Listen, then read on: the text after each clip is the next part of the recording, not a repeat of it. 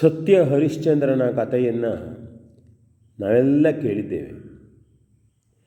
ಸತ್ಯವನ್ನು ಕಾಪಾಡಿಕೊಳ್ಳುವುದಕ್ಕಾಗಿ ತನ್ನ ದೇಶ, ರಾಜ್ಯ, ಸಂಪತ್ತು, ಹೆಂಡತಿ, ಮಕ್ಕಳು ಎಲ್ಲರನ್ನೂ ಕಳೆದುಕೊಂಡರೂ ಸಹಿತ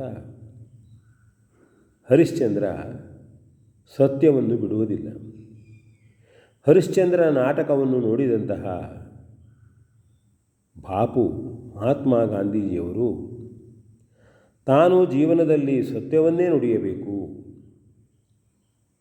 ಸತ್ಯವನ್ನಲ್ಲದೆ ಅನೃತ ಎಂದು ನುಡಿಯಬಾರದು ಎಂಬುದಾಗಿ ನಿರ್ಣಯ ಮಾಡಿದರಂತೆ. ಅದನ್ನು ಅವರು ಪೂರ್ಣ ಜೀವನದಲ್ಲಿ ಪಾಲಿಸಿ ನಮಗೆ ಆದರ್ಶವಾದರು. ಅವರು ಚಿಕ್ಕವರಿರುವಾಗ ಒಮ್ಮೆ ಶಾಲೆಗೆ ಹೋಗುತ್ತಿದ್ದಂತಹ ಸಂದರ್ಭ, ಶಾಲೆಯಲ್ಲಿ ಒಮ್ಮೆ ಪರೀಕ್ಷೆ, ಸಣ್ಣ ವಯಸ್ಸು. ಒಮ್ಮೆ ಇವರ ಶಾಲೆಗೆ ಶಿಕ್ಷಣಾಧಿಕಾರಿಗಳು ಬಂದರು. ಶಿಕ್ಷಣಾಧಿಕಾರಿಗಳು ಬಂದು ಮಕ್ಕಳನ್ನು ಪರೀಕ್ಷಿಸುವುದು ಸಹಜ. ಆಗ ಮಹಾತ್ಮ ಗಾಂಧಿಯವರು ಆ ಶಾಲೆಯಲ್ಲಿ ಕಲಿತಾ ಇದ್ದಂಥವರು. ಆ ಸಂದರ್ಭದಲ್ಲಿ ಚಿಕ್ಕವರು. ಶಿಕ್ಷಣಾಧಿಕಾರಿಗಳು ಯಾವುದೋ ಒಂದು ಪ್ರಶ್ನೆಯನ್ನು ಅವರಿಗೆ ಕೇಳಿದರಂತೆ. ಅದನ್ನು ಹೇಳುವುದಕ್ಕೆ ಗಾಂಧಿಯವರು ತಡವರಿಸ್ತಾ ಇದ್ದರು. ಹೇಳಲಿಕ್ಕಾಗಲಿಲ್ಲ ಅವರಿಗೆ. ಆ ಸಂದರ್ಭವನ್ನು ನೋಡಿದ ಆ ಶಾಲೆಯ ಶಿಕ್ಷಕರು ದೂರದಿಂದಲೇ ಅವರಿಗೆ ಅದರ ಉತ್ತರವನ್ನು ಸಂಜ್ಞೆ ಮೂಲಕ ಹೇಳ್ತಾ ಇದ್ದರಂತೆ. ಅದು ಗಾಂಧಿಯವರಿಗೆ ತಿಳಿದಿತ್ತು. ಆದರೆ ಗಾಂಧಿಯವರು ಕೊನೆಗೂ ಅದನ್ನು ತೆಗೆದುಕೊಳ್ಳಲಿಲ್ಲ, ಹೇಳಲಿಲ್ಲ. ಹಾಗೆ ಇನ್ಸ್ಪೆಕ್ಟರು ಮುಗಿಸಿ ಹೋದರು. ತಪಾಸಣಾ ಅಧಿಕಾರಿಗಳು ಹೋದರು. ಶಿಕ್ಷಕರು ಕೇಳಿದರು,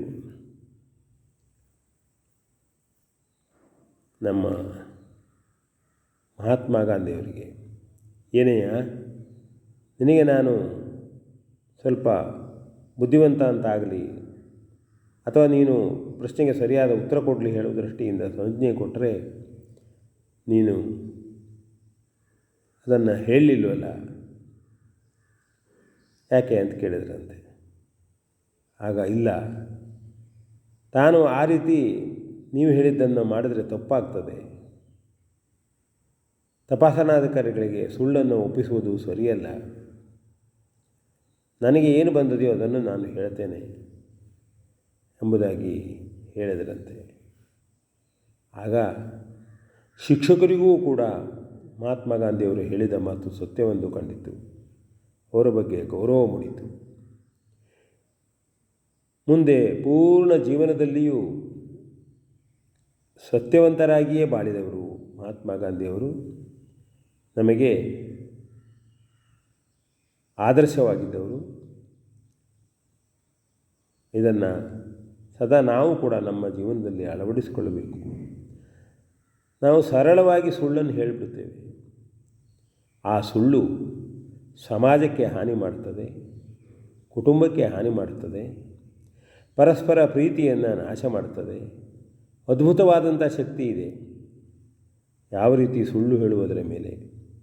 ಹಾಗಾಗಿ ನಾವು ಸುಳ್ಳು ಹೇಳಬಾರದು. ನಮಸ್ಕಾರ.